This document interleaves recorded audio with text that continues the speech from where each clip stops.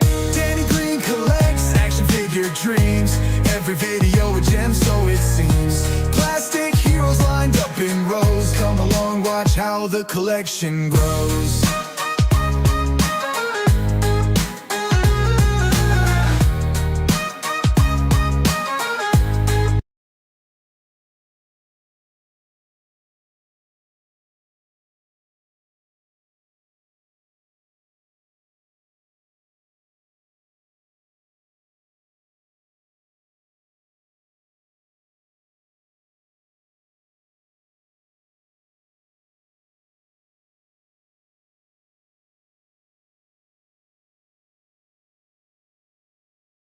Professionals here, guys. We're professionals here.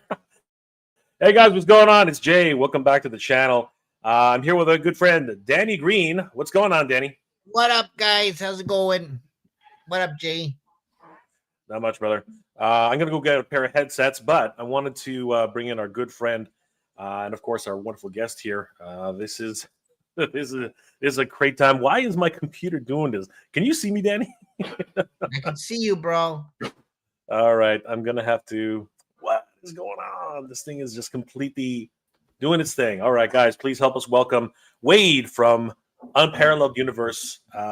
If he shows up, oh my god. Wade's there, man. He's live. All right, what's going on, Wade? Good to see you, brother. I'm here. What's up, you guys? How are you? Man, this is just crazy.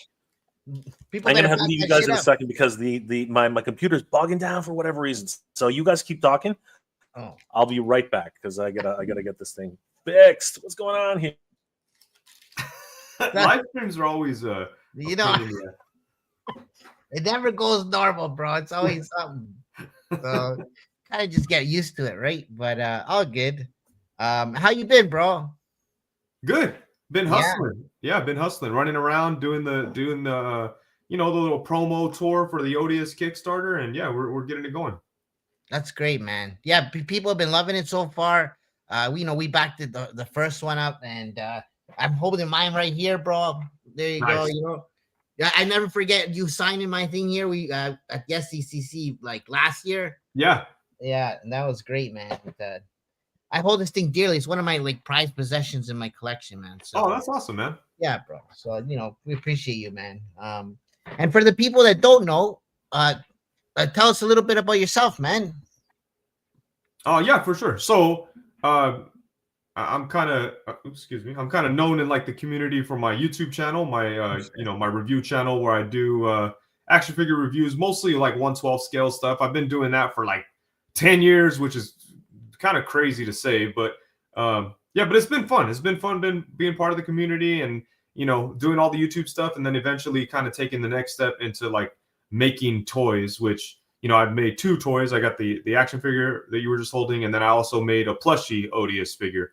And now we're off into trying to do some more. We're trying to expand on it and making it a kind of, it's one toy now, but my dream is for it to be like a brand. So, we're trying to take that step. Yeah, man. No, you guys are doing great. You're killing it. You got tons of fans, right? Yeah.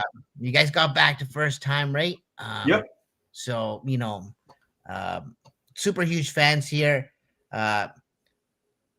In Canada, it's been hard to kind of get some of your stuff over here because not many people carry it, right? And but I remember last year we were, last year we were trying to get some of the wholesale through Titan, and then that didn't get.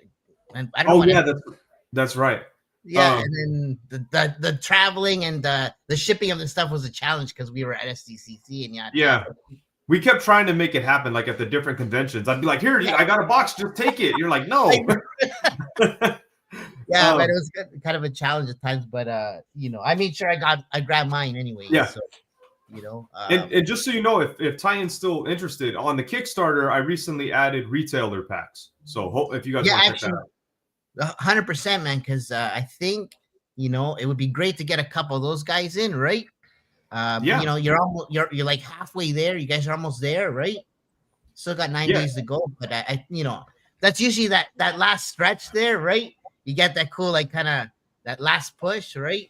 That's when it goes crazy. At the last week is when everything gets wild. So I've been like obviously, like the beginning is usually crazy, and then the middle couple of weeks is like, just torture basically, because it feels like things moving. You just kind of hope for like incremental movements, and we've been seeing that. Like every day, it's a little bit and this and that. So we have some days where like we get not like a big push, a couple $1,000s, this and that. So it's going. I think it's going really well. Like, the first day it was like at 30,000 or something. Like the first 2 days, it was like 30,000.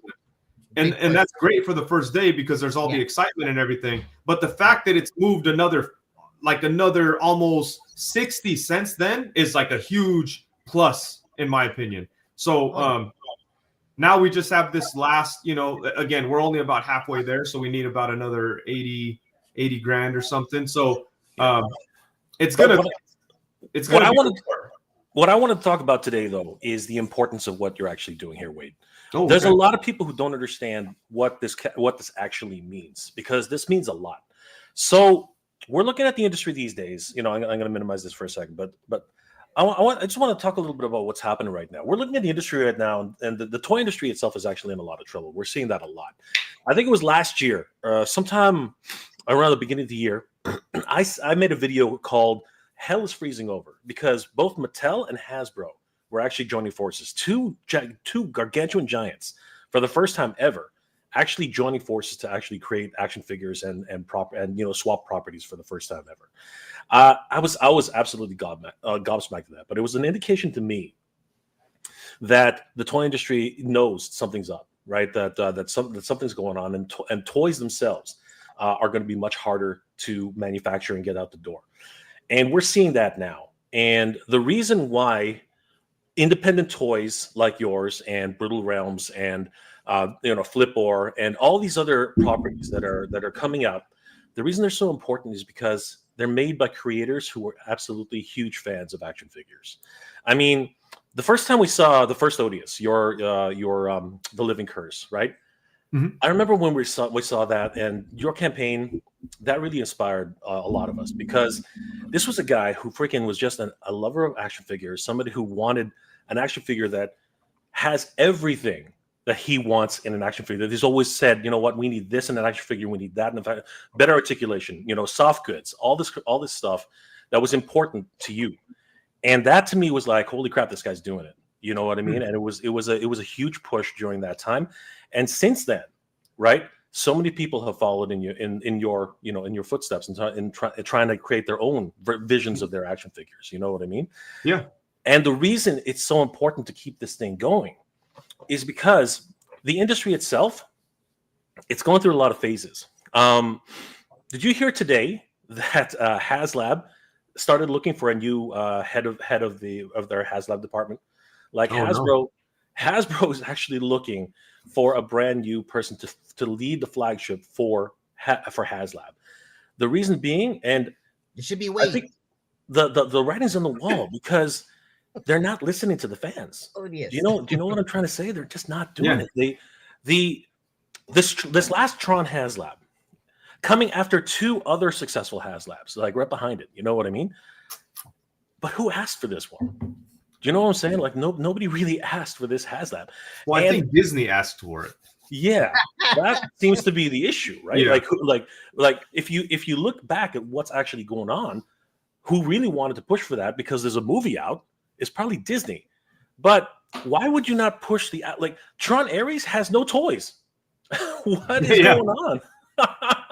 The one property that needs the toys right now has no toys. It is just strange. It's like they don't know what the fans want. And that seems to be the biggest issue with HasLab right now. Yeah. It started with the Engine of Vengeance, man. Like it was like, oh, we're celebrating our 80th anniversary for Ghost Rider. So what does everybody want? Oh, everybody wants Robbie Reyes, right? Because he's the newest incarnation of Ghost Rider. No, man, if you're going to celebrate the 80th anniversary of Ghost Rider, you got to bring out one of the original, Ghost Riders, like Danny Ketch or Johnny Blaze, or the original Cowboy Ghost Rider, right? Yeah, Phantom Rider, yeah. But instead of that, they brought out Robbie Reyes with a wonderful car, bar none. It was a beautiful car, had so great ideas behind it, right? The flame effects alone are inspired, but it was off the mark, right? And the stretch goals alone like two of them weren't even like one of them wasn't even a Ghost Rider character. It was an X-Men character. You know what I mean? There was just who was the X-Men character?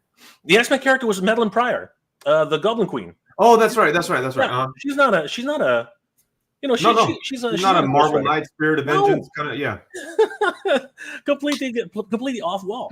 And then they were literally dangling Mephisto over our heads, saying, "Hey, we're never gonna get a Mephisto." But guess what? A year and a half later, we got Mephisto. We're getting Mephisto, right? Yeah. But that's only when they start listening to the fans, right? That's like this Apocalypse.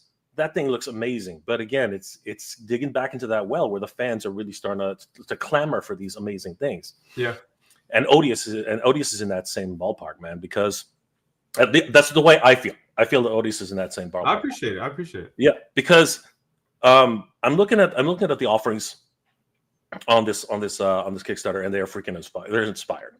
The soft goods. The way the trench coat goes over him, the full metal jacket with the two bullet belts, freaking crazy, man. Like that harkens to me back to like the spaghetti westerns. You know what I mean? Like, oh my god, what it was inspired, especially like in the face sculpt too. Like he kind of has a facial expression like Clint Eastwood had. Yeah, like where it's a scowl kind of. Yeah, it's totally inspired by those spaghetti westerns. Absolutely.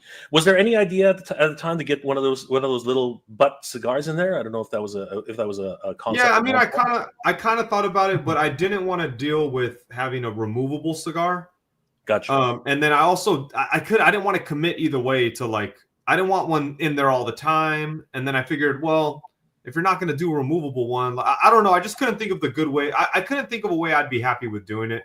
Mm-hmm. And also, I know it's a fictional character and this and that, but I'm not crazy about putting like cigarettes and smoke, not drugs, but like obviously a cigar would be cool, but I wasn't like super committed to it. Like a lot of people wanted to see that. I was like, yeah, that's cool, but I could live with it. You think about like your kids and stuff when you're thinking about that kind of thing? Well, I'm really anti-smoking and drinking. That's all. So it just kind of goes against my character a little bit. I mean, I'm not 100% against it. I would have been down for it if I would have, because it would be cool for like shots and everything. And, I have my Gambit figure posed with the cigarette. So like, it's not that big of a deal, but like at the same time, I wasn't like, oh, I have to have that. Like I couldn't think of a good way to do it. So I just kind of moved on. Yeah, wasn't really a part of his character and stuff, right? Yeah, I can't believe that there's somebody at the door. I think it's I don't know what's going on. But I have a question. I have a question that you guys can talk about while I go answer the door. Danny, you were one of the biggest supporters of Odious, and of course, you got your Odious from the man himself at San Diego Comic-Con 2024. Why don't you two talk about there it goes again. Why don't you guys talk about the original Odious? When I get back, I want to talk a little bit more about the other one. So I'll be right back. Here we go again, bro. So, well, you know what? I'll tell you something, man. Like, if it weren't for you, I don't think I would be into independent companies. Like, interesting. Yeah, man. You and AWOC and Four Horsemen, Mythic Legions were kind of like, for me personally, the introduction to the indies toy scene, and inspired me to kind of work on my own shit. I got a little thing I'm doing right now. Oh, cool, nice. This show's not about that, but just like you inspired me to work on my own projects and kind of think outside the box, and actually believe that, hey, man, you can actually come up with your own toy and get your story out. If for me, it was kind of meeting some of the right people, put it. Right? Yeah, for sure. The inspiration, right? For sure. And it's definitely possible if you're willing to put in the work, like this whole thing with these constant live streams. Like I said, I did a live stream on my channel a half hour before jumping on here. Like, I've just been nonstop, every opportunity, doing live streams, posting pictures, talking with people, answering every question, answering every email. Like all that hustle is what it takes to make it happen. 100%, man. And for people that don't know of Odious or the story of Odious or his history, can you enlighten us? Can you tell us a little bit about the character and what inspired you to make this character? Yeah, so as far as the character itself, it's inspired by like old movie monsters like werewolves and stuff, and then obviously just like the mystique that surrounds like Sasquatch tales and conspiracy theories. All that is kind of like worked into the Odious kind of lore, and you know, I've always been a big fan of those cryptid type of things. And also, I just always been a huge comic book fan. So it's inspired by like old school, like pulpy kind of comics, like the way that I think about Odious and the way he functions in like comic book form. I think of things like, you know, Dick Tracy or the Phantom. The Phantom is a huge inspiration for Odious, because the Phantom is a character that they found a way to make the Phantom exist in all kinds of different eras. Like it's a mantle that gets passed down through the family. Odious is kind of like that in a way that I found a way for him to exist in all these different eras. And his whole like character situation is that he was a person who was in a bad spot, like trying to protect his family back in the tribal kind of days. He meets like a shaman. The shaman makes him an offer like, here, I could protect you and your family, and you know they can survive, but you'll forever be cursed. And the curse was that his soul was kind of bound to this beast thing, and the beast and him kind of came together and they became Odious. And then he went on to he kind of lives forever, but he curses different people throughout time. So that's kind of like his whole thing. That way we made it to where it makes sense for him to pop up as a soldier or a Ronin or, you know, a spaceman in the future or whatever. So and the reason for that is because I wanted to make toys of all different versions of Odious. Like you see other kind of brands out there, like Mezco, for instance, they have their like Gomez, but it's just kind of random. It's like, well, how is he a casino guy and I don't know, whatever the fuck, like a Ronin, spy guy, or like it's like all over the place. So it's kind of like it never, there's no lore to tie it down. So I created a lore that kind of made sense for him. And so that's where we're at with it. Hopefully one day I'll get some comic books out there. That's really the big dream. Apologies about that, guys. Oh my, the guy wanted me to sign for Tiamat the Dragon from Super. I was like, oh, that big old dragon. Oh, bro. This thing's freaking massive. I thought it was another cat slayer. I was like, what the heck is that? That thing's huge. So apologies about that. So great to hear about the backstory of Odious. Wait, are you're an illustrator? No, I have no talent. So who's been drawing this amazing artwork for Odious? Because I keep seeing it. It's iconic now, obviously. You know, Unparalleled Universe is connected so intrinsically with it.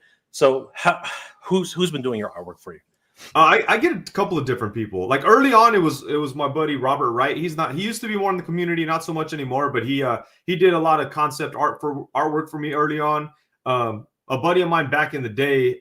So back in the day, me and a friend of mine were working on like a little comic book about some Sasquatches. It didn't work out, but then I was like, hey, can you repurpose one of these Sasquatches to be my YouTube logo? So that was kind of always like with me.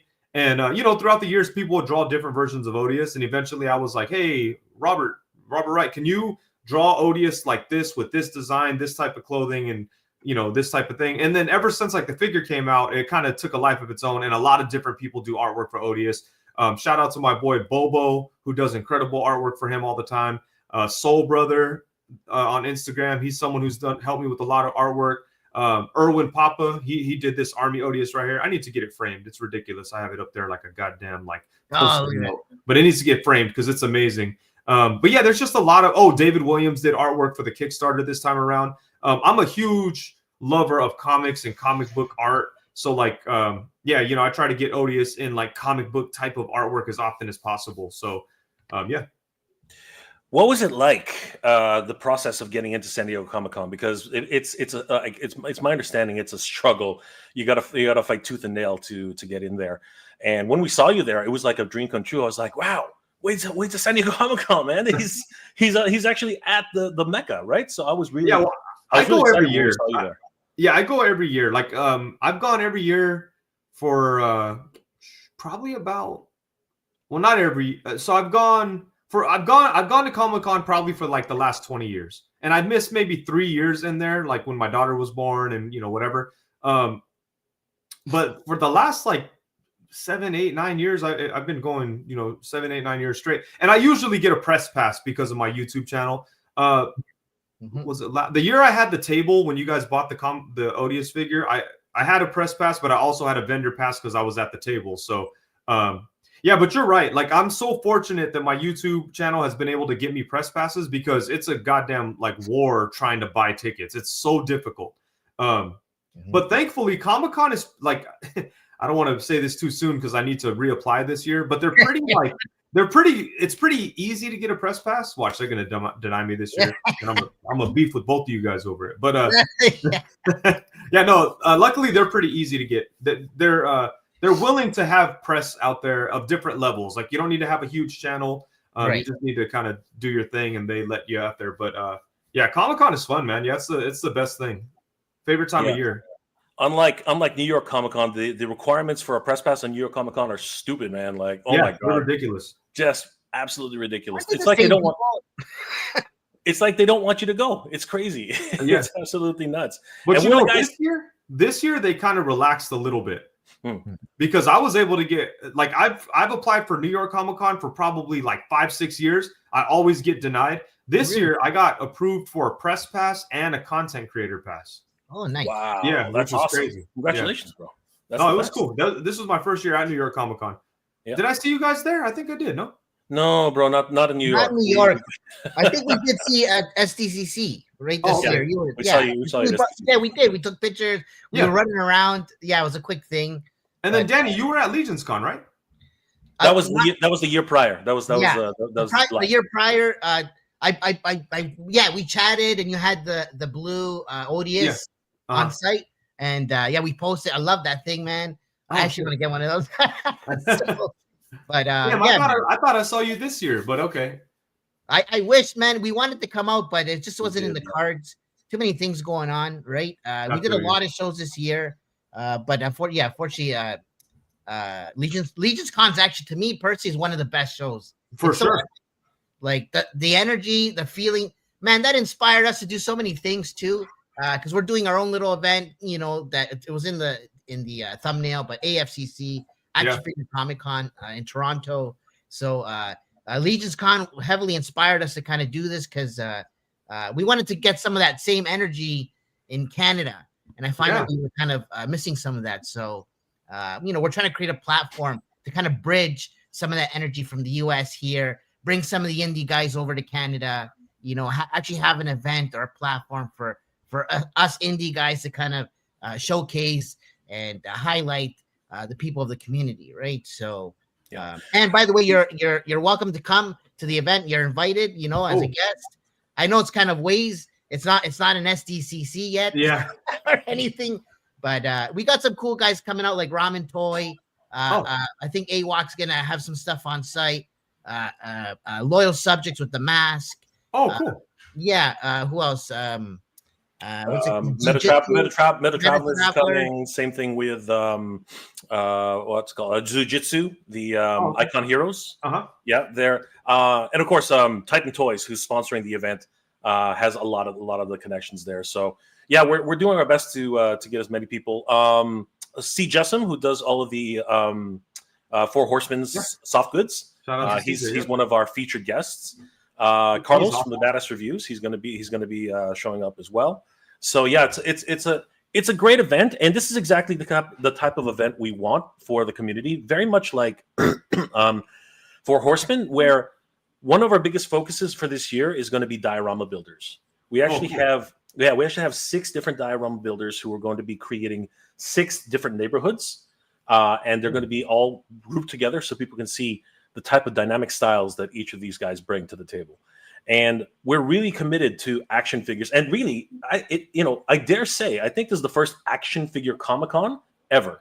I don't think anyone's actually focused specifically on action figures and comics the way Danny's been trying to put this one together. I think Danny's he's got this vision where where we want to make sure that action figures get their due.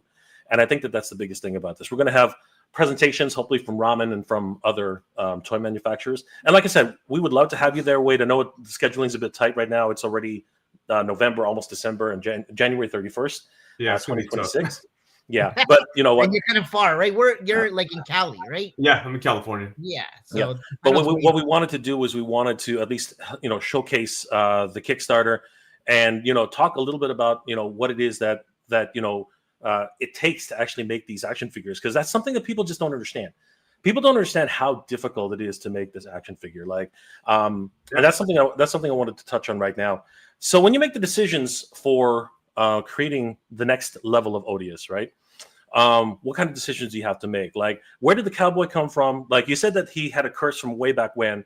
So is this part of the stage where one of those moments in his life, kind of like Wolverine, where he it is similar to Wolverine, but like Wolverine is he's a constant. He's always there. But like with Odious, there could be 100-year gap where he was like, so basically what happens is in each like phase of life. So let's say Odious is a Ronin, right? He's a Ronin in this period of time in Japan. Let's say he stays there for 100 years and then he dies for whatever reason. Someone kills him. When he dies, he turns into stone, like a gargoyle. And then the way that the curse repossesses somebody is like if someone bleeds on the stone. So now let's say the statue, there was some weird person who likes like esoteric artifacts, and he finds a statue and he has it. He's traveling through the Old West to get to somewhere. Let's say, the stagecoach got robbed by bandits. One of the bandits gets shot, lands on the statue.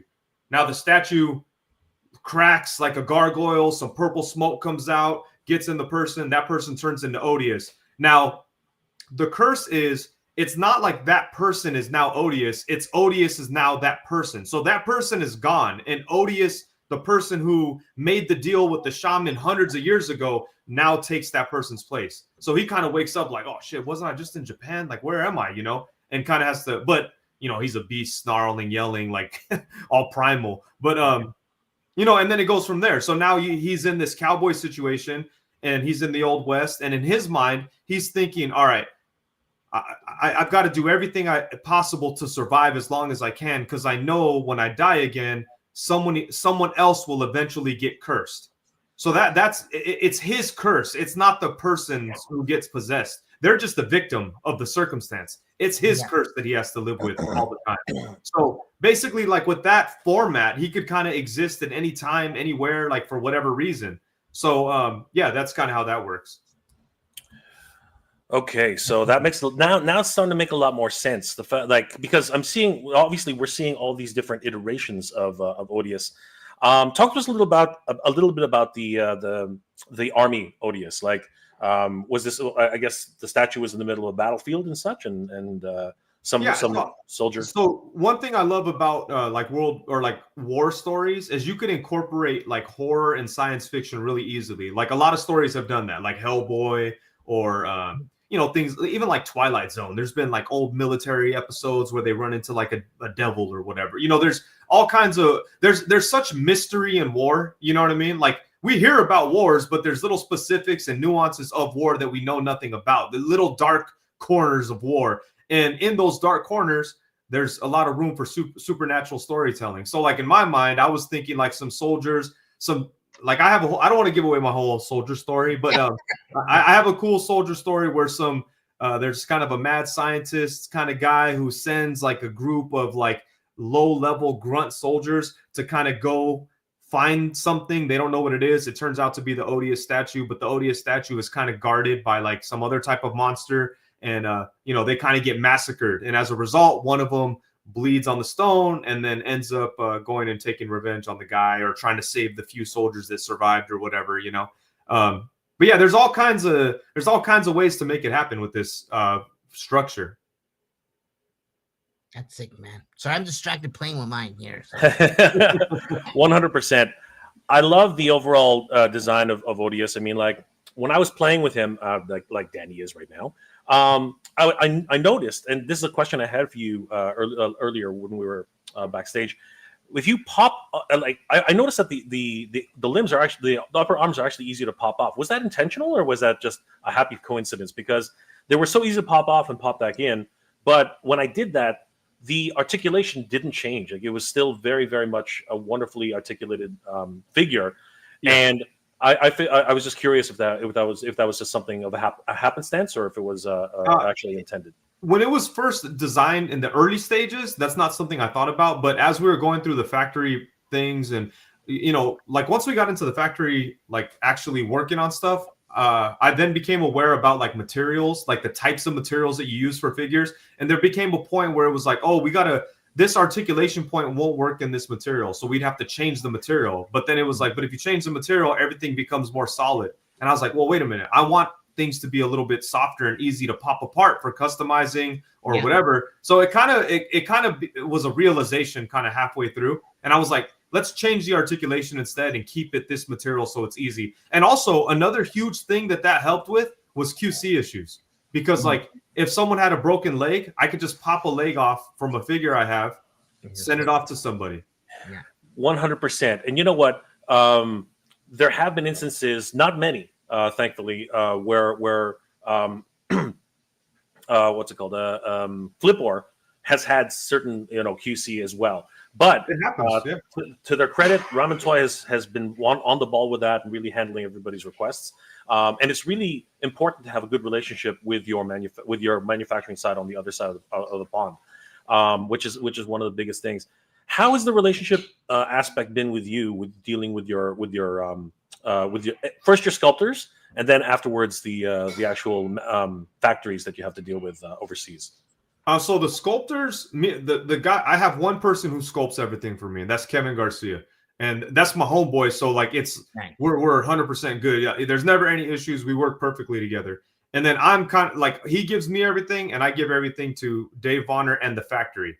And Dave Vonner's like my in between the factory, and I think for the most part, it is pretty good. The first time around, there was a lot I didn't know, so I'd be questioning weird things. There'd be a lot of like me being, "Are you sure?" So, but now this time around, I'm more comfortable just trusting like his expertise. But at the same time, I do want to be more involved with the factory. My factory is pretty good and responsive. Like when I send them an email, they answer. Like it's not like they wait just for Dave. Like they're very responsive. But yeah, it took some like understanding on my part, because they would come back like the articulation thing. They'd come back and go, "No, we can't do this," and I'd go, "Yes, you can. I've seen it." And they'd be like, "No, we can't. Like maybe it's possible, but we can't do every single thing. Like show us." And I'd be like, "Well, I can't find an example. Just do it." And they'd be like, "No, it's not like that." And it was a lot of a learning thing on my part. So, but once I got there, we're good now. I kind of have an understanding. Like, all right, I need to. There's no such thing as being uncompromising in something like this. In a collaborative, creative effort, you can't be like super hard-headed. You have to be flexible. So like I've learned that, and they're professionals already. So but Ramen Toy says props to Kevin Garcia. There's nothing without the sculptor. Yeah, hell yeah. Kevin Garcia is the master. He does everything that I need. He's on it. Absolutely. On that note, let's take a couple of comments. A lot of people in the chat. Thank you guys for hanging out with us this evening. It's been absolutely so great. Brick, something's in the house. Hoy hoy, Kuya J, Danny, and Wade. What's going on, brother? Good to see you, man. Good to see Brick. Yeah, always good to see Brick. Cobra Emperor 66 Delta 17 HasLab Ghostbusters Fire Hall 3 3/4 inch and for 6 inch. Oh my god, bro. That's a home run HasLab if I ever heard one, man. Like seriously, they should get on top of that. I don't know why they haven't. Seriously, that's listening to the fans. That's what we're talking about. You got to listen to. I just got my Ecto 1, so there you go. See, and it needs a place to live, right? Yeah. Speak his name, and he'll appear 3 times. Erwin Papa's in the house. What's going on, Erwin Papa? Good to see you. Go right there. There he is. Yeah, good to see Erwin Papa. Cobra Commander. HasLab Star Wars O-Ring figures and Hammerhead Corvette. Dude, again, you're speaking to the choir here. Star Wars is the gift that keeps on giving, but unfortunately Hasbro seems to not listen to the fans in that one too. Like they got to start listening to the fans, and hopefully this new leadership will help us get there. I will say there are guys on the Star Wars team that are definitely fan, like Brandon. Yeah, 100%. Yeah, Hero Collects. He's a fan. He loves the shit. So he's definitely putting his all into it. And I think I think Star Wars Black Series is definitely getting better. 100%. But it's the decision makers. That's why they're putting a new head for. They're looking for a new head for Hasbro HasLab. Yeah. You know what, Wade? Maybe you should actually put in a resume for HasLab, man. Like seriously, I can barely read. So.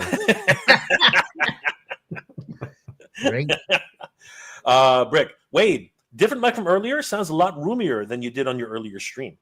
I don't think so. Here, tell me. You guys hear this? No, that's fine. Oh, okay. Okay, yeah. Brick is into those little details, man. If he notices something, he's gonna say. Awesome. But thanks. I'll be doing live with him pretty soon too. Lost on a Wall Ace 1396. Prices are crazy on figures these days. There's no joke. People want to pay for something they feel it isn't worth the money. Odious though is worth all the money. The quality is there. Thank you so much, Lost. That's awesome. Austin Wallace, shout out to Austin Wallace, super talented artist. Disney hasn't a clue what fans want. They are way out of touch. They want the That's a spacious statement, but I can't disagree. Lick Tornudge. 5695. Even if Disney asked for HasLab, it was Hasbro. It was Hasbro the one that made it lame and expensive. Oh man, there's nothing. People are not pulling their shots tonight. That's pretty crazy. Holy crap. Lost in Wallace. The lack of interest in Tron and the outrageous prices for 4-inch scale figures doomed that HasLab from the start. It had some cool innovations, though. I'm not going to lie. The neck joint, which actually would articulate all the way, this way, so that you could actually put them on the bikes. That was pretty cool. Oh, yeah. I thought that was a really cool innovation. And my biggest gripe about that thing was the grid. I mean, I've seen things like that on the grid on Etsy, where they got these standees with a light up backlight and it glows in the dark. I was like, guys, come on, you can do better than that. That was the funny one that kind of got me. It was crazy. I will say, like, I'm not a Tron fan, but I do like 3 3/4 inch figures. And like when I saw that when they were announcing it during the panel and stuff, I was like, oh, that's pretty cool. And I was like, I don't like Tron, but if that's like $120, I might go for it. And then they're like 240. I was like, yeah, it's like no way that's gonna fund. No, it's like 400 for us in Canada. Oh, geez. And what does that mean for the 375 line? Wade, let's talk a little. What about that? Because like they were hyping up this 375 line as if it was going to be the next thing. Maybe they were going to go back to O-ring. Maybe they're going to go back to. Well, they're already. The vintage collection is always going to stay vintage collection. Yeah, and that's awesome. Vintage collection. That's great. Yeah, beautiful. But what do you think about the rest of them now that Tron has basically kind of like filtered, like fizzled out?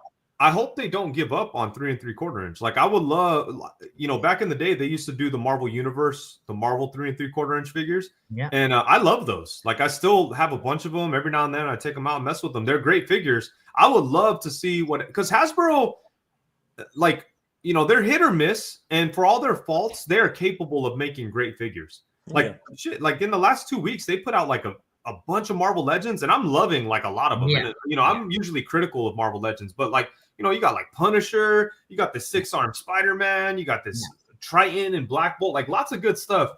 So I would love to see what they could do with 3 3/4 inch with the technology they have now. Like the Tron figures are a good example. I was like, damn, those look good, but it was never going to work for that price. I feel like they knew that because they can't possibly be like that costs more than 2 Odiouses. Yeah, it's crazy. And like we broke it down, and each figure is basically $25.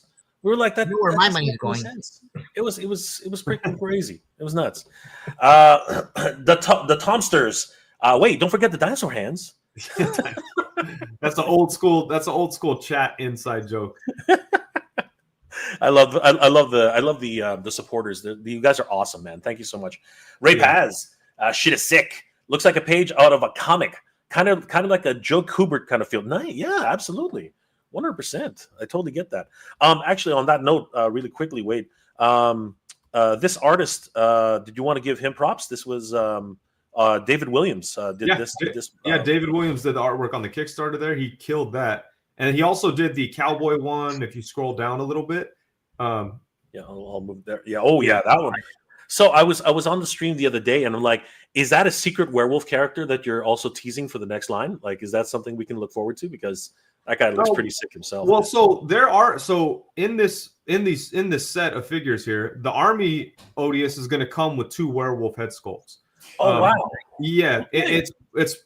We're kind of working on them. We've shown the artwork. Like if you go to the updates, you can see the artwork, and Kevin is sculpting them. But that one there, I do imagine that Odious does fight werewolves. So that's what I told David Williams. I was like, Odious is probably going to fight werewolves in this Old West scenario. So maybe but this is kind of a rough, like, I don't know. I don't want to call it a teaser. I want to say there all kinds of monsters are kind of in Odious's atmosphere. So whether it's monsters, I mean werewolves, zombies, or vampires, or whatever, like Odious is going to cross paths with them. So werewolves.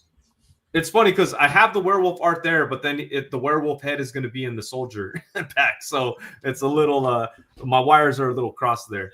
No, man. You know what? One of the best things about Kickstarter is that a lot of people are excited about whenever these things happen is that during the campaign, fun things happen. Like you're able to introduce new stretch goals and new updates. Like, for instance, this new werewolf head art for Army Odious. I mean, oh my God, that's freaking crazy. Yeah, so who that did was this? done by Bobo.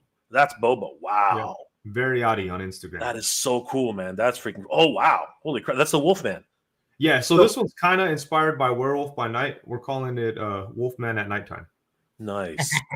So are these guys, are those the head sculpts that we're talking about? Like, are these the ones that you're... So that artwork is going to be the 2 head sculpts that are going to come with the Army Odious. And the reason we're putting them with the Army Odious is that, it kind of turns it into an army builder at that point. And we do have a reward on the campaign to get like 3 Army Odiouses for like a super good price. It's like a $15 discount on all of them. So you save $45 across the whole thing. And you end up with 3 Army Odiouses, and you have like these 3 head sculpts. So you have basically 3 different characters that you can make out of that set. You know what I mean? And, when it comes to army characters, you want like a platoon of them. So I wanted to find a way to make it to where the hairy, odious army character can be multiple people. So, we have the Army Odious with the werewolves. That is freaking sick, man. I'm excited about these 2. These guys look freaking crazy. And of course, as we mentioned, if he fights freaking werewolves, dude, that's going to be sick. Like that's definitely something that I'm looking forward to. And I just love the attitude. Again, this guy, he does it for me. Let's talk a little bit about Cowboy Odious, because honestly, this guy, when I saw him, he is definitely my favorite out of this. I mean, right straight out of spaghetti westerns that we all know and love, The Good, the Bad, the Ugly, all these really crazy shows that we love growing up as kids. And so we know that the inspiration kind of came from that, but where else did you draw your inspiration from this guy? Because he looks absolutely thrilling. Well, so I kind of went with this look for a few different reasons. First off, there's not a whole lot of cowboy figures out there. And that's kind of baffling to me, because like if one of these third-party companies or Mezco or whoever made like a whole line of cowboys with soft goods, I think they would sell out like crazy. So that's just something I wanted to see. I want cowboy figures. But then on top of that, I feel like Westerns is one of those genres that mixes really well with other genres like horror and science fiction, just like war stuff. Like you can mix it in so well with these other things. Like again, old Western movies and all that kind of stuff. The whole vibe of old Western is awesome. So I wanted to throw Odious into an old West setting. And I'm excited for this one. This one's straight out of A Fistful of Dollars. You know what I mean? Like straight out of there. I can see him just putting that metal plate right in front of his chest right here. Freaking awesome. Like, so good. And I love the what really got me was the as you said, the Clint Eastwood frown, the face, the actual like I don't give a shit kind of like make my day punk kind of thing. Exactly. It's that kind of freaking, it's that kind of look that really gets you for this type of character. And I love the creativity on this, right? There's just so much going on here at the same time. And so these guys come with several different faces specific to the characters, right? So take us through a little bit of that. How many faces does Cowboy Odious come with, and how many faces does the Army Odious come with? So the Cowboy Odious is going to come with 4 different head sculpts. There's this one, the one with the bandana. That bandana is sculpted on. It's not soft goods. So we have the bandana and the Clint Eastwood inspired head sculpt, and then the other head sculpt is going to be it's like an Odious skull face. I don't know if you guys saw the Odious. Oh, I don't have one handy, but the Odious skull faces. Yeah, like that right there. Yeah. It's going to be one of those, but with like Dia de los Muertos kind of paint on the face. Wow, really? Holy crap. And shout out to Kingpin Customs, who's going to work on that for me. And then also we're going to do the other head sculpt, which isn't done yet. It's going to be the artwork that's inspired that Dave Williams did. We're going to do a head sculpt based on that artwork. Nice. So kind of like black dot eyes and stuff like that, which would be which would be pretty sick. That's awesome. And then if you scroll down back to that artwork for the cowboy, we're gonna do a head sculpt based on that. That is so cool. I love the attitude. You know what I mean? The look, the little, literally the looking down on you, like he's got his nose up in the air and stuff. That is so freaking sweet. And that's the thing about these. There's a I guess in the industry we call them running changes, right? Which is something that happens in Kickstarters.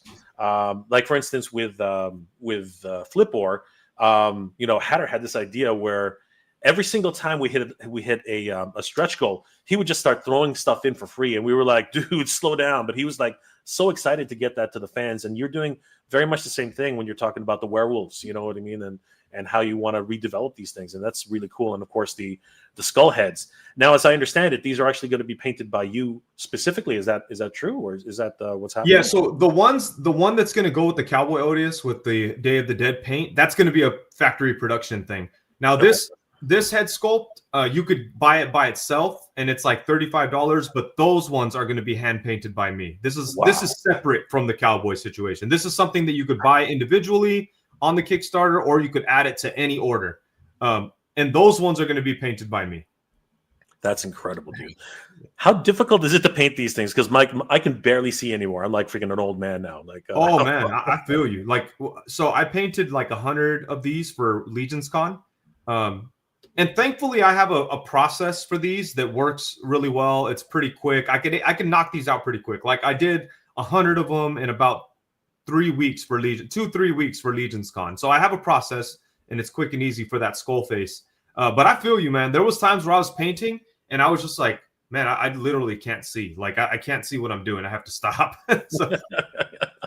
Yeah, it just keeps all of a sudden everything starts to blur together. You know what I mean? It's freaking And at first you're like, nah, I'm all right. I'll keep doing it. And next thing you know, I'm like trying to paint the hair, and I'm like painting the forehead, and I'm like, oh shit, like. Oh man, yeah, that's when you got to take a break and just calm the nerves, man. Because and then the brush starts shaking. You're like, what's going on? yeah, for sure. That's crazy.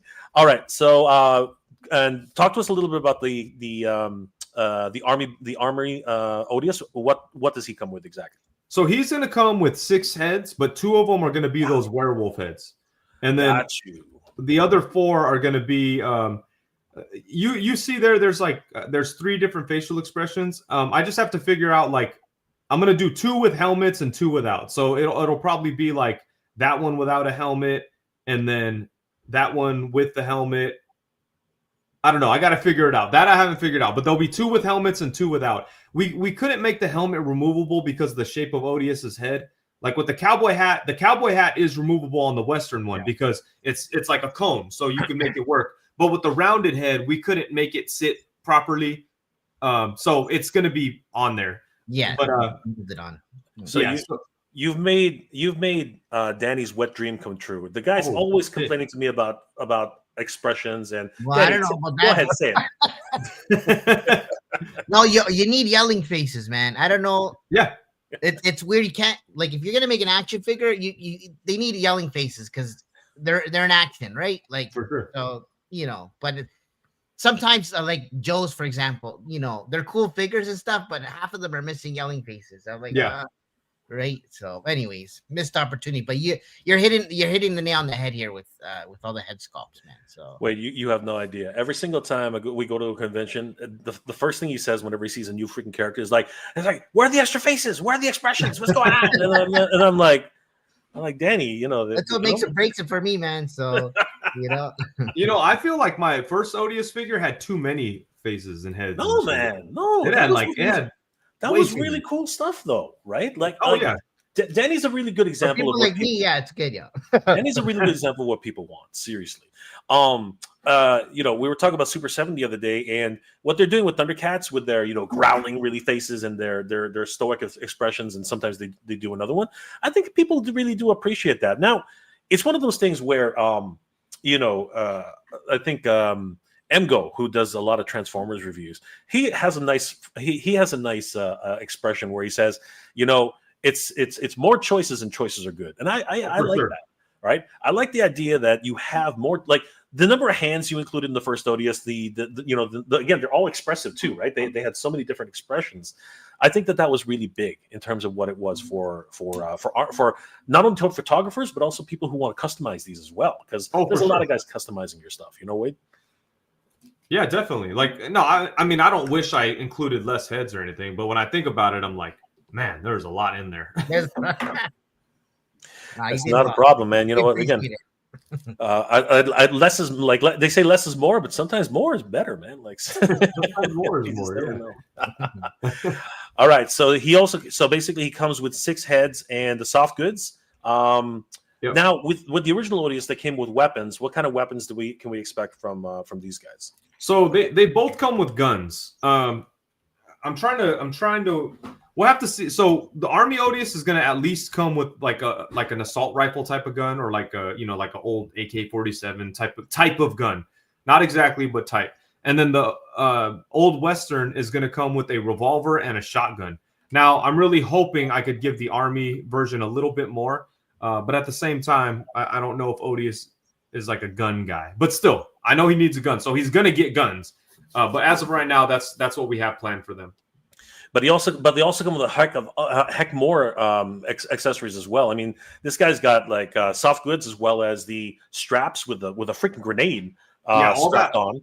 Yeah, the straps will be able to come off, and you'll be able to like kind of customize the soft goods, take the soft goods off, do different things. That's why, like, if you scroll through, like right there, it's without the pouches, and then he has a shirt on underneath, and you can remove the whole jacket and just rock the shirt. Like, all of them have a lot of different options for the soft goods. Yeah, they look freaking amazing. I love the actual nature of the curse, in that he was wearing boots, but his freaking feet just ripped right out of them. I think that's so fun. Like those are really wonderful little details that you included. Now those aren't soft goods, right? Those are actually molded, or is that? Yeah, those are sculpted on, but they it's just like a sleeve that goes over the lower leg, because I wanted to make them, even with the first Odious, I wanted to make it like customizable. So you could remove those off and do what you want to do with the figure or with the clothing or whatever. Yeah, so they can hang loose like bell bottoms, but they can also be tight in like this, which is really neat. Yeah, I love that. That's so cool. Again, this is a toy fan who wants to create toys and actually thinks about these things, which is something that doesn't often happen as well. Too often is that. So he'll come with 6 heads, 6 set of hands, a rifle, a sculpted belt, sculpted pouches and belt, 1 pair of pants, one shirt, and 1 jacket, which is freaking amazing. And then if we go through the actual list for the cowboy, I love that vest, man. That vest is like really speaking to me, brother. It's really so cool, because he can go from like being, what I really like about this guy is he can go from being like somebody who's holding up a bank to somebody who's like, again, fistful of dollars with the I call it a poncho, but obviously it's called yeah, exactly. And then he can go to like almost like a pastor's look. You know what I mean? Where he looks like a dignified. Exactly. He looks like a priest. He looks like somebody who's like, an upstanding member of society. Maybe he's the mayor. You know what I mean? Maybe he's somebody cool. No, you hit the nail on the head. So like in my version of like the Odious thing, when he's in the Old West, like he's there for a while. So like, he goes and protects this town from werewolves or whatever monsters invade. And, he becomes like a hero of the town. So like, yeah, that's kind of like I imagine him dressing like that, like at a bar, like actually behind the bar, like it's his bar or whatever, and he's just kind of like doing his thing, drinking or not drinking, but like cleaning. I imagine Odious like that, just cleaning a glass or something. Yeah.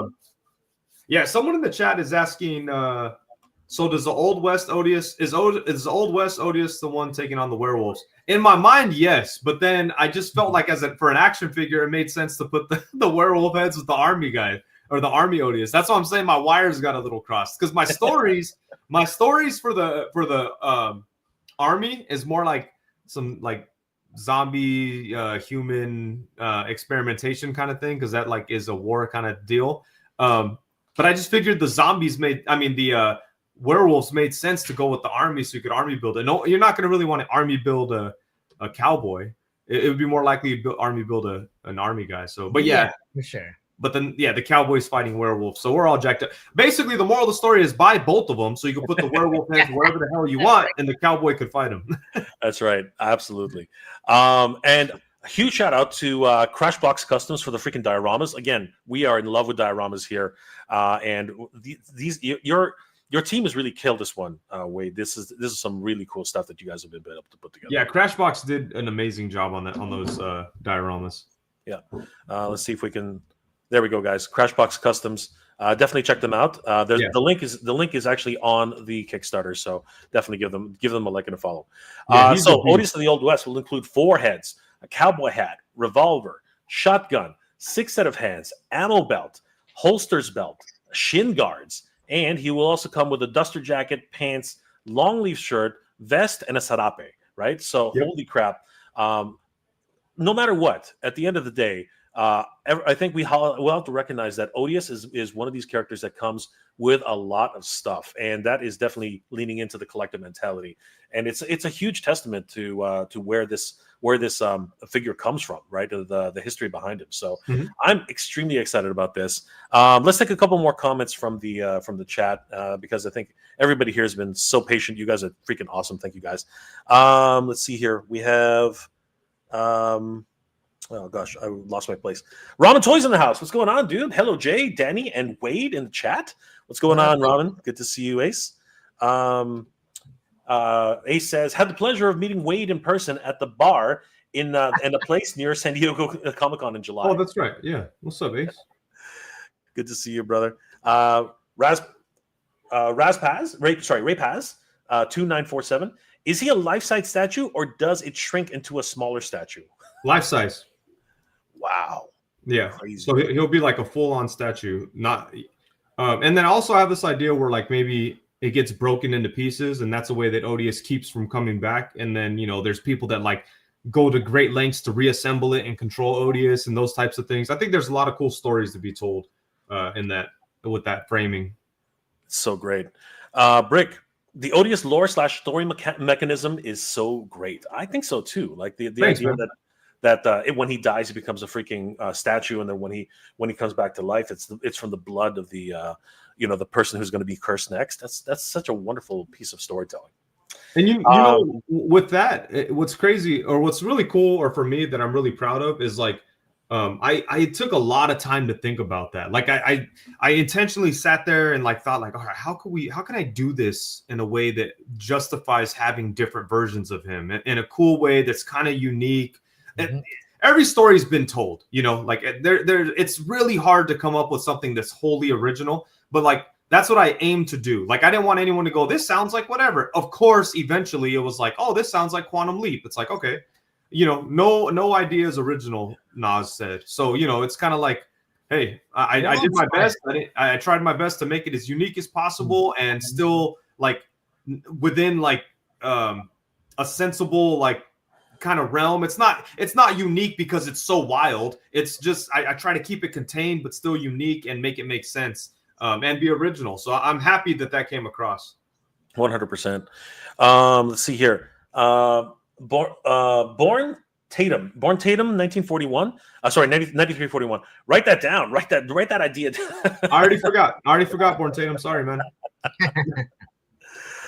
Brick, these figures move so well. Yes. One of the things about these figures is the articulation is on point. Like I was very, very amazed. The fact that he can kick his upper back, not his lower back, his upper back is one that I was like, wow, this thing's freaking crazy.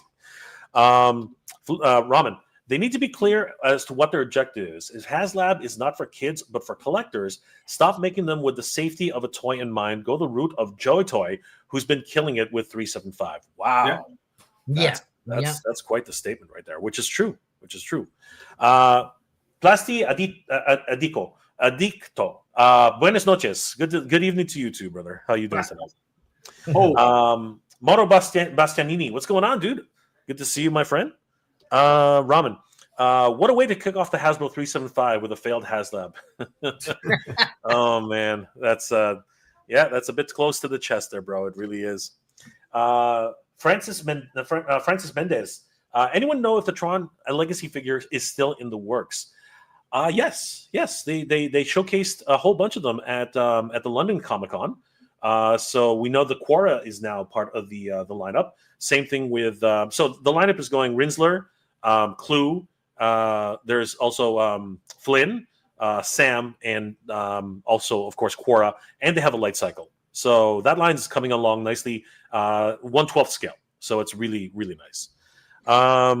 Lost on Wallace. With anything creative, it's a give and take. You have to work as a team to get the best quality product. That's how things work in real life. No, bro, that's 100% the right thing to say. You're absolutely correct. Plasti Addicto. Sorry. Two things we all need to do right now: subscribe to this channel and bring the knife back. Tuesday hashtag Tuesday crew. Hey, Josh Brown always does the knives, Plasti. You're just fucking. I don't know what the hell you're doing. Lost on Wallace. There needs to be more cowboy figures. Cowboy Odious sold me on this Kickstarter. I wanted the soldier for sure, but absolutely have to have the gunslinger Odious. Dude, that's awesome. Absolutely. 100%. And you know what? The gunslinger spawn, right? The cowboy spawn. So yeah, there's definitely more room for. And I'm shocked, Wade. I'm surprised that Red Dead Redemption hasn't had some action figures yet. Yeah, you know what I mean? Sure. Like, it's crazy. It's some third-party ones, but anyway. Plasti Addicto. Is it a removable hat? Yeah, it is. The cowboy hat is removable. Hedgehog action's in the house. What's going on, Jonathan? Good to see you, brother. Always good to see the Hedgehog action in the chat. Good to see you, man. Dave Sinelli, SWAT Team Odious. Ooh, SWAT Team Odious. Not a bad idea. Yeah, that sounds cool. That's pretty cool, man. Just the ETF, the extremely tough fuckers. That's what you want, man. You need a gangster Odious, like a G'd out Odious. Well, I want to do like a 40s gangster, like a Prohibition era gangster. Oh yeah. The pinstripe suits and everything, man. Yeah, exactly. And he's like a crime boss or something. Oh, dude, that would be great for soft goods, and people would be swapping that with other characters. It would be such a gift to the community. Yeah. I wonder what you could do with a stoned Odious. Depending on what happens, he gets turned into stone. I think he means the statue Odious. I know, like that got me, man. That got he's high. Like he's gonna be Danny's favorite character. He's got a blunt, a couple of spliffs. Blaze up, Odious. Blaze up. Blaze Odious. The Odious Blaze. Listen to Cypress Hill. That is so crazy, man. That is so crazy. So here's the other thing. I'm curious about this too. The skull head on Cowboy Odious is a dope combo. So how did that come about? What's the impetus of the skull head for Odious, by the way? For the skull head just in general? Yeah. Well, I just wanted something cool that made sense with Mythic Legion. So the skull heads were made to fit onto the Mythic Legion skeletons. And people liked them so much, and they did so well at Legion's Con. I sold out of them. So afterward, people were like, "Oh, make them available." And I planned on it after the Kickstarter, just like a limited run. But then I figured, throw them in with the Kickstarter too.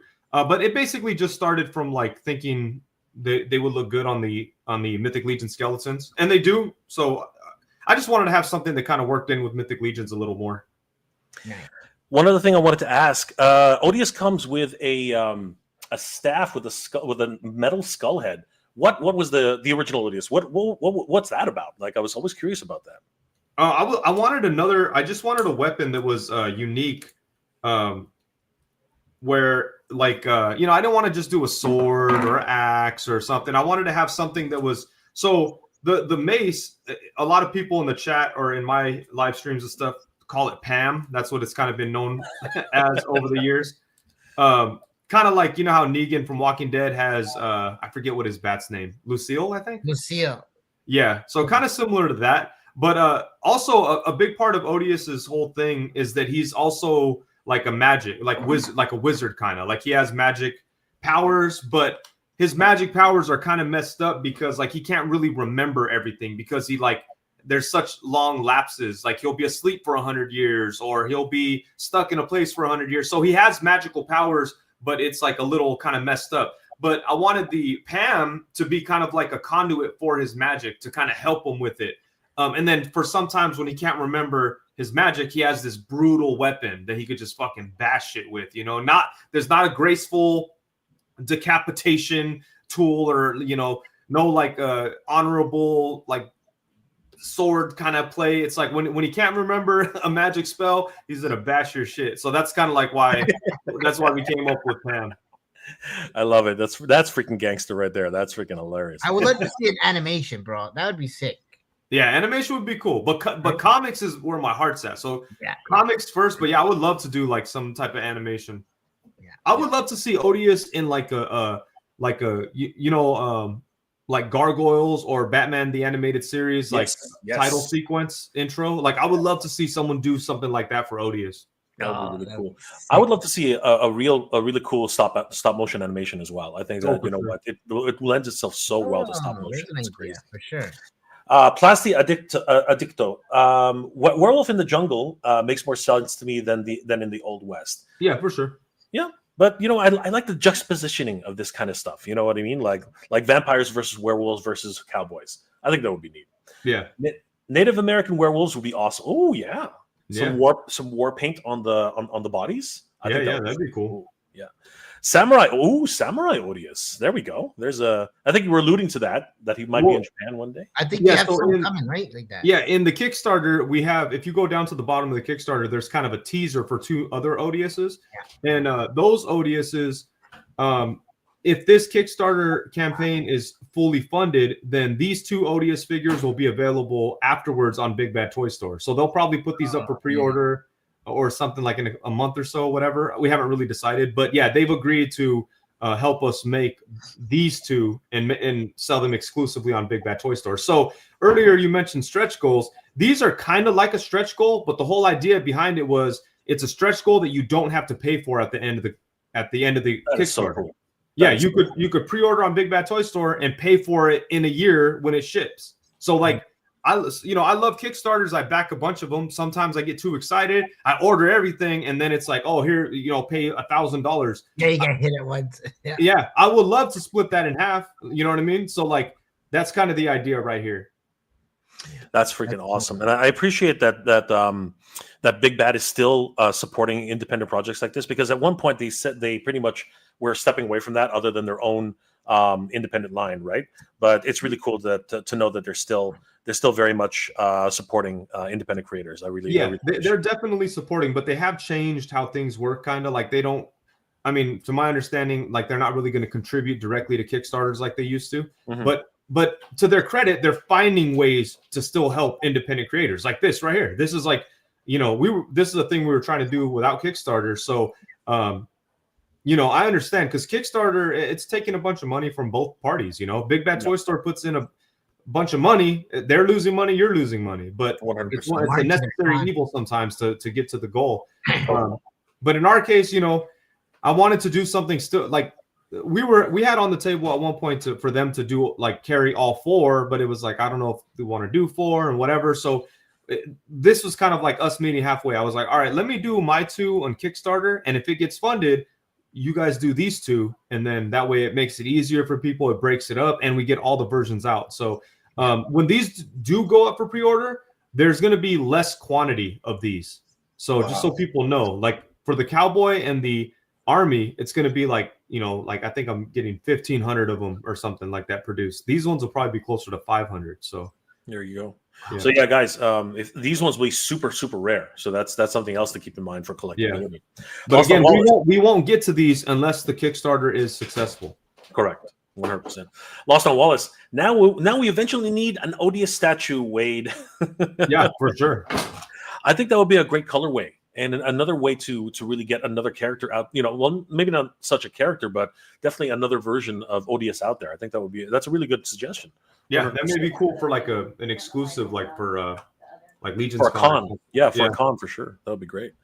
We need more Odious lore. Jose's saying that we definitely need more Odious lore. I believe I'm on it, man. I'm working on it. In fact, after this Kickstarter, regardless, like whether it's successful, which I fully believe it will be, or it fails, whatever the case is, the next step is definitely working on comics right away. That was the plan last time. It just didn't work out because, as I come to find out, making toys is very hard. Like it's a lot of work, a lot of stress, and last year when we did the first Odious, I was constantly stressed about the whole process every single day for about a year and a half. This time, I don't think I'm going to be as stressed. Like, I know there's more moving parts and more things going on, but also I have more experience and I have a better relationship with the factory and with the project manager. So I think things should be a little bit easier. I hope they're easier, and it kind of frees up my mental so that I could get into doing the comic book stuff. Absolutely. Oh, by the way, Wade, we want to commend you on your dapper-looking Canadian tuxedo that you got on. We noticed that was also an Odious, so huge. You're talking about your plaid. Your plaid shirt. That's this is a Canadian tuxedo. We call that a Canadian tuxedo. Sometimes I do the Button top it. button. I do the top button like this and call it a Mexican. There you go. Yeah, there you go. That's right. Solo, man. Come on, Bato. That's right. Still goes forever. That's right. Dave Sinelli. Odious statue's worst nightmare: giant pigeons. Yeah. Stay out of New York. Alarto.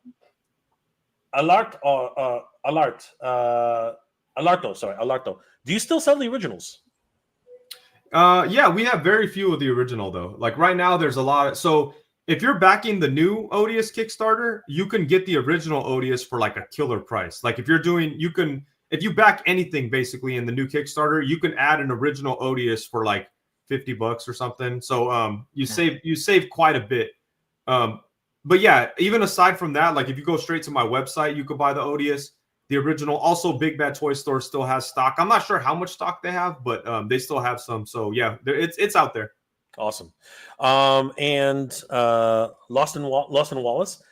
If a company came out with cool 6-inch gunslinger lines of figures, I think they'd mop up. Some clever, cool designs for bandits, guns for hire, a few old Western type of archetypes, and you have quite a wave. This is true. Yeah, I want to do that. One of my big dreams was to make a line of cowboy figures. I was actually going to save the Cowboy Odious for that. I just don't know if I'd ever get to that. So but my idea was to have the Cowboy Odious and then some other cowboys that also had like interchangeable zombie parts. But yeah, we'll see if that ever happens. Bad Force Grump. Hashtag Black Odious. Back Odious. Oh, back Odious. Sorry. Yes, hashtag Back Odious. 100%. Black Odious would be cool though. Black Odious would be awesome. I think that's something. I mean, the curse affects anybody, right? So yeah, that would be great. Lost in Pam. Pam. Cobra Emperor. The only Kickstarter we're going in is on Delta 17, a proven line, since a lot of people have taken the money and ran. No, Odious got in the hands of everybody, Cobra, and not only that, a lot of happy backers for Odious. Oh, so yeah. You can guarantee that Odious will get made and shipped to everybody. 100%. Yeah, I am small time and I am a beginner, but at the same time I am proven. Like we did a Kickstarter for the previous Odious. It fully funded, fully shipped. Everybody who ordered Odious has one. And yeah, it was a good experience. So that's why we're doing it again. But I feel you. I understand the hesitation to jump on Kickstarter. It can be risky. Shit, right on the front of the page, it says nothing's guaranteed. So like you see that and go, sure, here's $200. Like it's crazy. So I totally get it. But I just, yeah, like Jay was saying, just to clarify, I'm not 100% like unproven. I have proven.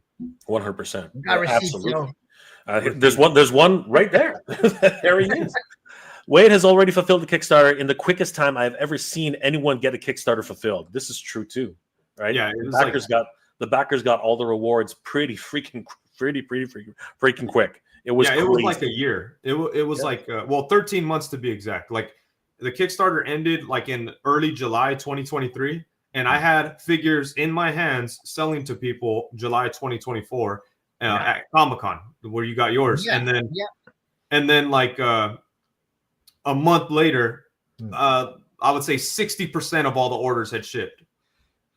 That's not easy. Like having gone through that now, we came up with a huge amount of logistics problems. Now we also had to deal with the tariff situation, but aside from that, we learned a lot trying to fulfill a lot of Flipboard packages. And you know what? Huge shout out to Toy Stalker for all the crazy work he had to do to get that done. Oh, so, yeah. Massive. It's cool to have like someone who could handle the logistics. Me and my wife did it. Like everything, we shipped them. Wow. Yeah, we went. That is incredible, dude. I knew somebody that was able to let me use their warehouse to have the figures land. The figures got there. Like, it was supposed to be there on a Tuesday. My wife and daughter waited in the parking lot of that warehouse all day. It didn't come. So then it was going to be Wednesday. They came back that Wednesday, sat in the parking lot all day, told me when it was there. When it got there, I got off work and I went straight to the truck and I started unloading them myself onto pallets. Me and my uncle actually loaded them onto pallets. He was moving the pallets. And then I loaded up my car with as many as I could, took them home. She started shipping and making labels that night. And she never stopped. Like, I had to go to work. My wife and daughter kept doing them. And then on the weekends, I would help them. But yeah, no, it was insane. That is family, man. That's freaking family. Holy crap. Shout out to your wife, brother, and your daughter. Huge shout out to them. We know, having gone through it now, we know how much hell that is. And I'm saying it's hell. Ridiculous. That is freaking hell. We had a whole like shipping station set up in our living room. We had Odious boxes all over the house. They were like in the kitchen, in the garage, in the front room, just everywhere. We had 300 boxes in the house. So we were just like running through them. And it's funny, little things you don't think about, like garbage, like how quick garbage accumulates when you're trying to open figures and pack them and blah, blah, blah, blah. Next thing you know, we got big piles of empty boxes everywhere. And it's like, oh shit, now we got to break these down. Yeah. And it's just nonstop. You're talking about Danny's life, man. Danny's a logistics manager. He's the logistics boss. Oh. And he knows exactly what you're talking about. I wish I was there to help you out, bro. I would have been down. No problem. These two Odious figures are the ones I really want. Brick is really salivating over these two figures. He's been wanting those since they've been shown. Absolutely.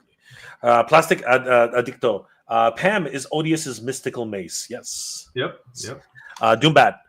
Samurai Odious is definitely a top want. Absolutely. Ray Paz. Wade is already. Oh, yeah, I already read the one. Sorry about that. And then this one here. Odious needs an arch villain or nemesis who either follows him through time or who has a similar legacy. Maybe a secret group wanting to use Odious as magic blood or something crazy. That's actually a really cool idea. Yeah, I do have a character that does kind of follow Odious through time. Not since the beginning, but yeah, through a lot of time. His name is the Black Apple Man. Oh, this is something, and you got him decked out in Santa gear. The Kickstarter also has a ton of heads and plushies, dude. That plushie is the bomb, man. That little guy behind you, he's freaking hilarious, man. This is the first toy that I worked on, which is why it means so much to me. This Santa suit is a custom suit my wife found, and she just threw it on here for Christmas time. So cool, man. But yeah, this is the first like official Odious product, and this was cool because I did all this myself. Like, I didn't have a project manager. I just was like, I want to make a plushie, and then I found someone to do some art for me. That Super 5 Studios did some artwork for me because he has like a really Disney style. So I was like, I'll do Odious in like a Disney style. And then I found a factory, like just Googled like factories that make plushies. I emailed some lady. She's like, here's a quote. And it was in China. Went back and forth with cloth samples and shit.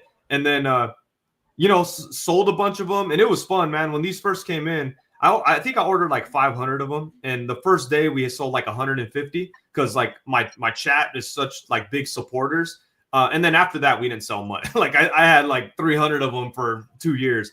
And honestly, I took a big loss on those. Like, it cost me about 10 grand to do that, which is not crazy when it comes to toys, but it's crazy if you're just a dude, So I probably lost 5 grand. It cost me 10. I made some money back, and I probably lost about 5 grand that I didn't make up until Odious, the figure. I had to pay back that loan with some of that Odious. Yeah, but this is the journey of an independent toy maker, man. Like this is how you've cut your teeth, and people can trust you because no matter what, you keep your word, and that's the biggest thing about trust in the Kickstarter. So that's huge.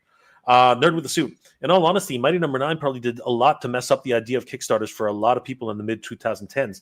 But really, Inafune didn't know what he was doing too well to begin with. Yeah, but that's what it comes with the territory. That's why right in the beginning it says that nothing is guaranteed, which sucks because there are people who run away with your money. But yeah, that's crazy. I could totally understand like people maybe getting in too deep, or maybe I could understand like people miscalculating, or factories, sometimes factories do crazy shit, sometimes there's accidents, there's a lot of things that could factor into it not happening. But just running off with the money is insanity because the world is way too small. You know what I'm saying? Like, you're gonna run into somebody who paid you, so like that's crazy. Absolutely. Yeah, so fuck that. 100%. Rick, I think Stuffy's cool. If my kids were younger, I would have gone in. Stuffy looks awesome. Whatever, Brick. I thought you were my boy. You should have just bought it because I'm just kidding. All right, Wade, talk to us about the rewards, man. I want to know more about how we can support this project. Yeah, so there's a couple of different levels in there. So, there's rewards for the skull face here. Like, we wanted to put something in that was lower cost. And like, if somebody liked the idea of the whole project, but didn't necessarily feel the need to own the soldier or the army Odious, they could buy a skull face, and it helps support the goal.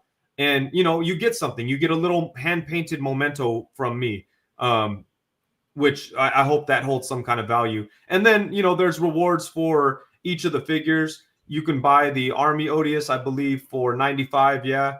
And then you can buy the cowboy for 110. And the cowboy is a little bit more expensive because to me, he's more of like a deluxe with all the different soft goods and everything. But the best deal is to buy both of them, because you could get both of them at a discount. I think it's like 190 or 195 for both of them.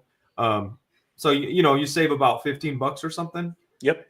And it's important to note that shipping will be charged at the time of shipment via the pledge manager or PayPal invoice. This is not included in the price of the pledge. And unfortunately, guys, this is the way it's got to be done in the new age. With shipping prices going all over the place at every single day, this is something we just that most Kickstarters can't control anymore. So yeah, thank you for pointing that out. Yeah, that's a big thing. And for those of you who backed the last Kickstarter, you guys saw there was a pretty seamless process. Like, my wife took care of that. Like, she sent everybody PayPal invoices, they paid them, we shipped. And again, you pay that when it ships, so you pay it in a year, and it's like $7 or something. It's not crazy. Yeah. And then so you have the reward here for the 2, which is probably one of the best deals in the whole Kickstarter. And then if you scroll down a little bit, we put it together some multi-packs.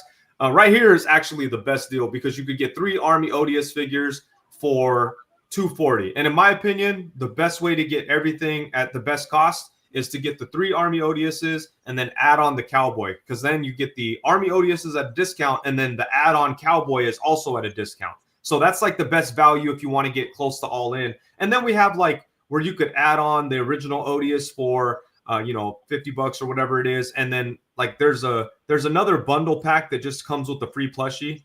And then also we have like the retailer pack. So we have, if you scroll down a little bit, that's the full bundle. And as you can see, it comes with the Odious of the Old West, Army Odious, Original Odious, and a plushie. And then you have the option to add the skull face if you'd like, and additional Odious figures. And then this is the wholesale 10 pack, where basically you get 10 Army Odiouses for $750. And that's a steal. Holy shit. Yeah. So hopefully, I know, not to put pressure on you guys, but we're trying to buy a retailer pack. All right. We're trying to make it happen last time. Nah. But that's for retailers. And retailers out there, if you guys see this price and you want me to do a little bit better, it could definitely work something out. So just hit me up. And then this is the 5 and 5 pack. So you get 5 of each figures. And again, it's at a discount. And then I think there's also a 10 pack of the cowboy. Yeah. So. Yep. And again, a crazy steal for any of these multi-packs. And of course, retailers, this is the way to go for sure, to support this amazing project.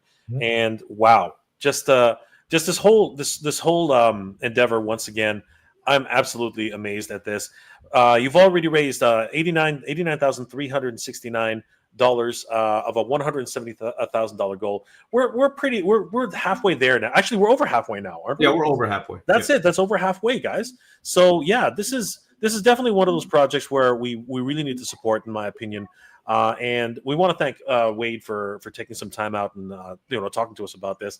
There are 9 days left to go, guys. We can easily do that. As we know, the last 4 days, things go bonkers, right? That's when it gets crazy. I can't wait. Last year, I didn't really know what to expect those last couple of days. But this year, I'm more prepared. I'm sure a lot of people out there are kind of sick of seeing me because I've been doing live streams nonstop. I'm going to continue to do live streams nonstop for the next 9 days. You're going to see me everywhere. Everyone who has a live stream, I'm going to be there. Wade, keep going. Yeah. That's the only way people are going to remember. Like, I swear, like for every Kickstarter, for everything, just like what you were doing the year before, Hatter and myself, we were doing it at constantly. People got sick of us, but it didn't matter because the moment they don't see you, they forget. So you know what, guys? Expect to see Wade's face on the next couple of Toy Tubers. You're going to keep seeing him. That's just the way this is. I'm be everywhere, man. But we want to thank everybody for the love and support that you guys have shown this project. Like seriously, $89,369 of a $170,000 goal, guys. You're freaking doing it, man. And we're going to see Odious in the near future. This is going to be freaking serious. Danny, I'm excited, bro. I'm excited for this project. I gotta talk to Wade after about this wholesale thing. We'll talk about it later. But yeah, let's talk about it, man. I'll definitely, we'll work something out. But we want to help you out, man. We want to see this funded, man. So do what we can. 100%. Right? We got Doombot. Lethal Collectors posing really shows. Lethal Collectors posing really shows how articulated these figures can be, even with all the soft goods. Absolutely. And you know what? If you haven't messed with Odious yet, you'll know exactly how well those soft goods fit on that character and really, really are pretty premium in its overall execution. Danny's got one right now. He's playing with it. The Real Skeletor. Yo, Alan Oppenheimer. Congratulations, guys. I can't wait to see him. Yeah, bro. We're so happy that he's coming to the convention. Motuniverse, thank you so much. We announced Alan Oppenheimer today, so a huge shout out to the Real Skeletor. Dude, you're awesome, man. Nice. The Badass Reviews in the house. What's going on, Carlos? What's going on, bro? What up, guys? I'm back from teaching. Sorry I couldn't join you guys to have Wade in on the show. That's okay, bro. We understand that obviously Carlos is a lethal weapon with his jujitsu. So Carlos is a good dude. Is BJJ, man, and doesn't mean what you think it means, guys. BJJ, not BJ things. Anyway, break something. Carlos, the timescales in the house. What's going on, Greg? Good to see you, brother. And Ray Paz. If this shit hits 100K by Friday, you're gonna feel good. I feel it. Yeah, brother. Absolutely. Yeah. Hopefully. So, guys, we'd like to thank Wade for taking some time out of his busy schedule to come talk with us. We're really excited about this Kickstarter, as always. Wade, tell everybody about this Kickstarter and what it means to you, my friend. Yeah, man. I think I'm just a guy who loves toys, and I just want to get into the toy world. You know what I mean? Like, I've been a big fan of toys my whole life, and I've always wanted to have something creative out there in the world. So, I want to enter this world so I could provide awesome action figures for people, and also just have like a cool alternative to other things out there. Like, there's so many Spider-Mans and Ninja Turtles and Batmans and this and that. They're like, I feel that I don't want to say we've had enough of those things, but we have a lot of them, a lot of options. And I just want to come out here and provide something fresh and new, and something that could like maybe be the next version of those things. I'm not saying like what I'm doing is going to blow up like that, but it's possible that this could be something that like in 20 years, we're still like talking about and thinking about and wanting new versions of and this and that. I just hope to kind of make my imprint in that world. And, I took the first baby step with the first Odious. This is the next step that has to be taken in order for us to get there. So, I hopefully you guys come along for the ride. Shout out to Hedgehog Action. He made a really good point. He said, how many people out there wish that they were there at the beginning of something like Mythic Legions, or at the beginning of Marvel, or at the beginning of, Ninja Turtles or whatever? Like, this is your guys' chance to be here for the beginning of something that could potentially be very awesome and, iconic. 100%. Absolutely. And, guys, speaking from experience, making action figures is not easy. It's ridiculous. It's expensive, but the dream is there. People like, actually, you know what, Danny's living that dream right now. He's working on something very special that we're going to be showcasing at the Action Figure Comic-Con on January 31st at the Japanese Canadian Cultural Center. And I think people are going to be shocked when they see what Danny's going to be bringing. We might even do some teasers next week or the week after, because Danny, do you want to talk a little bit about it, or are you going to save that for another? We got a prototype in the works for El Dragoon, so just stay tuned for that, right? But you know how it is, Wade. Like it takes a bit to cook these up, right? So it takes forever. It takes forever, man. Don't run. Yeah, exactly. And I love the fact that you started with the kind of like the toy almost first versus like the comic or the story and lore, right? Yeah. Yeah, for sure. So, definitely inspired me and us to kind of work on the things we're doing. So Awesome, we appreciate you as a community, as a member. We love you, man. Appreciate everything you're doing, and you support the community as well, right? So yeah, we appreciate you, man. And awesome, man. Thank you. You guys got to practice it up, man. That's it. That's all I can say. 100%. Absolutely. So, guys, once again, please continue to support Odious. We are at $89,369 of a $170,000 goal. Huge shout out to all 448 backers so far. We still have 9 days to go. Guys, we can make this happen. Not only that, we can freaking blow this out of the water. All you got to do is pick up, 2 retailer packs each, and we're good. We're golden, guys. Yeah, right. Yeah, man. It's only $800 a shot, but it's cool, man. No, seriously, guys. Huge shout out to everybody. Listen, if you get the wholesale later, you can flip them. Yeah, exactly. You can make a few bucks. Here's the truth, though. Odious on the secondary market is going for a pretty penny, man. Like all these action figures, because of the rarity of them. Trust me. Yeah, and I still sell them. Like I tell people that I'm selling Odiouses constantly. Yeah. And think about this. When Hasbro makes a figure, it's in the 20,000, 30,000, 40,000, minimum quantity, right? Yeah. Oftentimes, action figures like these, they're only in the like 20,000 at the most. You know what I mean? So basically, these are that's a big number. These are but that's super rare. That's still, when you think about it, that's actually way rarer than most action figures that are on the market. So, guys, you're holding on to collector's items here. Let's not candy coat that. They are collector's items at the end of the day. Guys, just want to do a really quick shout out for the Action Figure Comic-Con. This is going to be happening on January 31st, 2026 at the Japanese Canadian Culture Center here in Canada. We are really excited about this event. Danny, tell us a little bit about the Action Figure Comic-Con and what we plan to do on January 31st. So yeah, we're just this is a platform for the action figure community and people that are into comic books, creators, collectors, YouTubers, you name it. We're going to be focusing on the creator community, like the guys that build dials, the toy photographers. We have this cool toy photo gallery we're putting together, actually with Drew Olive. I think, Wade, you know Drew. Oh yeah, shout out to Drew Olive. He's awesome. Yeah, man, that's one of our boys. So I see him constantly. We always hang out and stuff, and but he's helping us out with the toy photo gallery of the Action Figure Comic Con. So that's gonna be cool. And we got a bunch of artists coming out, guys that worked on Marvel, DC, you name it. They have here's you're showing off the Dial guys, Mega City, Plastic Life, Figgy Smalls, Shay Reed Ramos, Nick Hedges, JDN Studios. This is the diorama team.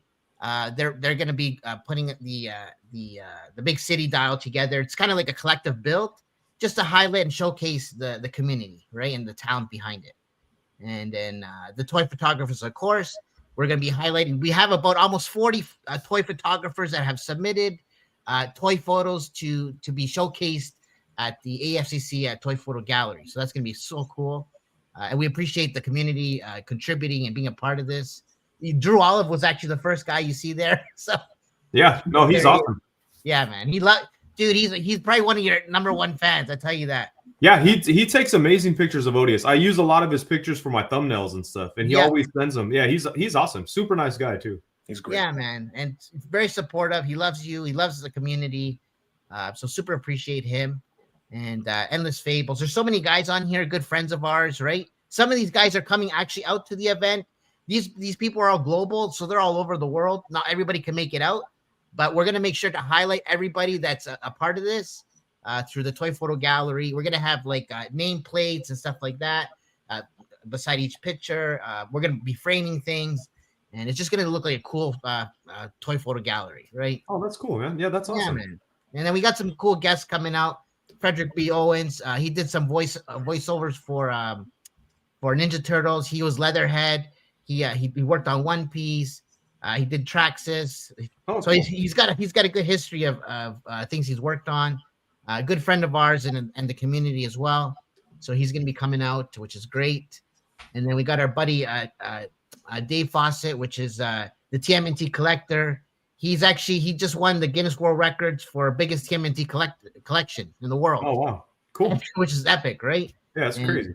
He just lives down the street from me, which is kind of cool. So nice. Good buddy. But outside of that, yeah, man, we got lots of cool things coming up. We have a lot of guests coming out. Like I said, Ramen Toy is going to be there. other toy brands. McFarlane Toys is coming out as well. They're a featured brand as well. Oh, cool. CJSM, we got a bunch of artists as well. Mega J's there, of course, badass. Who invited that asshole? Yeah, so Damn, killing it. Yeah, that looks like a good lineup. Yeah, man. So it's our first show. It's only gonna be a 1-dayer, but we're hoping to make it 2 days. There's a lot of people that are interested. To be honest, we already sold out about 80 tables out of 120 in a matter of 30 days, which is nuts. So just to show you that there's a huge demand, and we're the community here is dying for this kind of thing.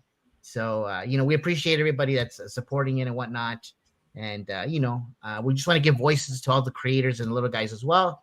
You know what I mean? And then here's just an idea of all the brands that will be there. McFarlane, Spiro Toys, Low Subjects, Minute Travelers, Icon Heroes, El Dragoon is a project we're working on. Ramen Toy, of course, coming out. Flipboard, who doesn't know Flipboard? From the Realm, Badass Reviews, that's his jam, right? And then our buddy Waleed and his Baguette Club. So then there's going to be more stuff going to be there as well. So stay tuned, right? And then in terms of ticket price, real quick, $15 if you order online, or 2 for $25. The door ticket price is gonna be $20, so it's best to get your tickets online. You usually go with the 2 admission tickets, right? And then there's a Grail Hunter Pass, which is like a VIP pass. You get to come into the event an hour early and kind of shop and get to the Grails before everybody else. So there you go. And in our next broadcast, we are going to be starting to give away a few passes. Danny, do you have the passes handy? Can you show people off? Somewhere. Do I? Danny's got some swag to give away. I don't super have, but they look like that picture that you had on on the website. Yeah. There it is. There it is. That's what they look like. They look like that. We're going to be giving away some. We're going to be giving away some passes with some giveaways. Actually, we have a giveaway coming up soon, right, Danny? What are the details on this new giveaway?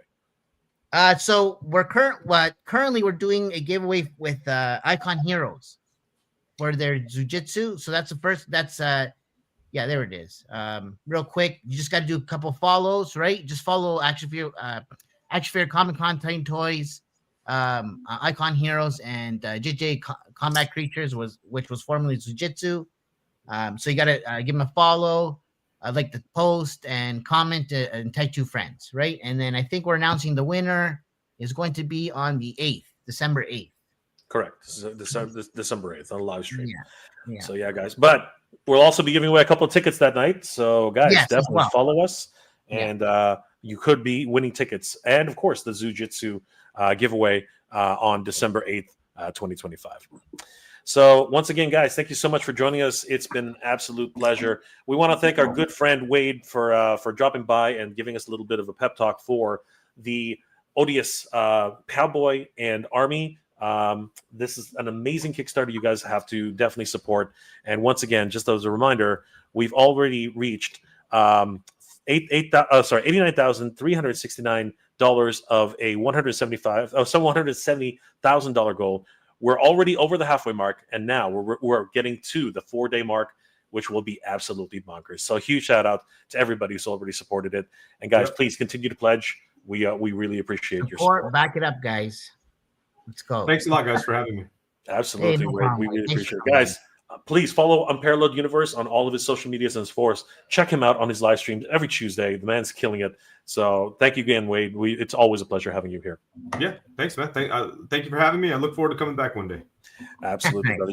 You're always welcome, my friend. Always. All right, guys. Well, you know what, Danny, always a pleasure, my friend. Thank you again for spending some time with us. Guys, we are the Titans Talking Toys, Danny Green and Mega J Retro, and of course, our good friend, Unparalleled Universe, Wade. Guys, happy Thanksgiving. Hope you guys are having a wonderful, and don't go too crazy on Black Friday, guys. It's okay. You don't have to kill each other out there, right? Black Friday. They're just toys, man. They're just toys. It's okay. Anyway, guys, happy Thanksgiving to everybody out there. We'll see you guys next time. Good night, guys. Thanks again, Wade. Take care, bro. You too, man. Thank you.